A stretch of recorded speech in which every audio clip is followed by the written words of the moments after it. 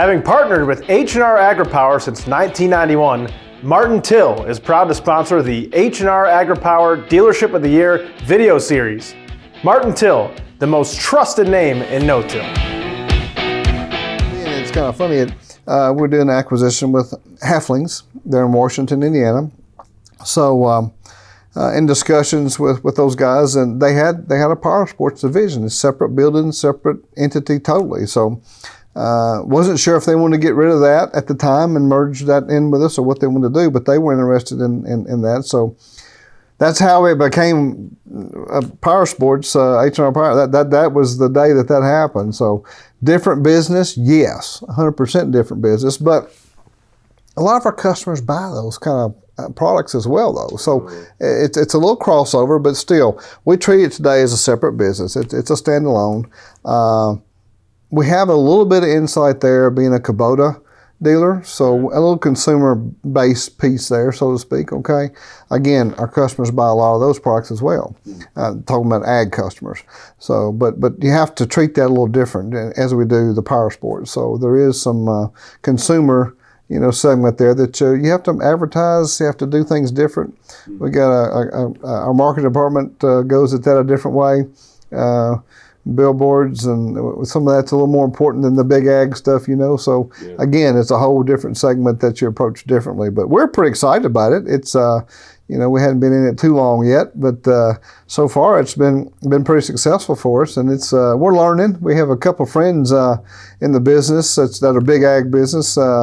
And they've got some power sports, locations. So we've reached out to those guys and say, okay, what the heck here? Is this how this is? Or so we share notes back and forth, and we're trying to join up with a Group 20 power sports group, that kind of gets us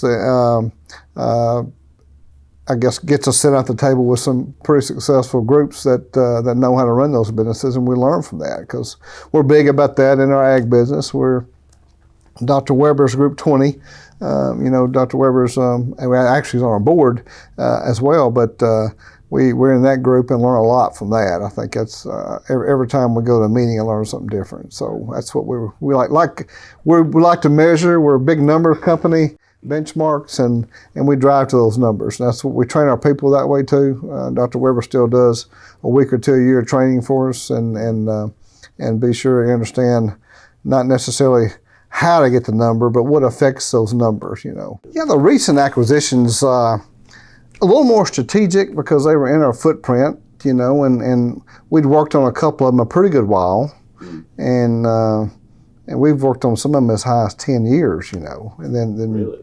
Yeah, and we never want it to be,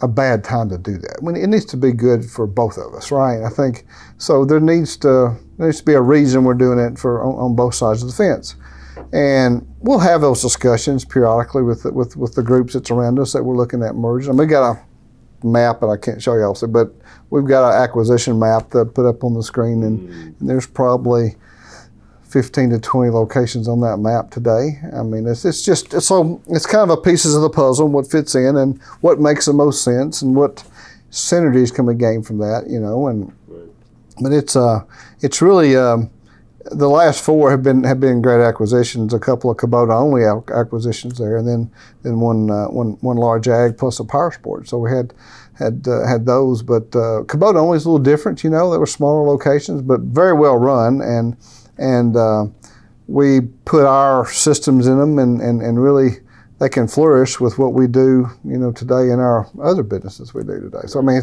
it's very much efficiencies that they gain that makes them even better than what they were. So. Right.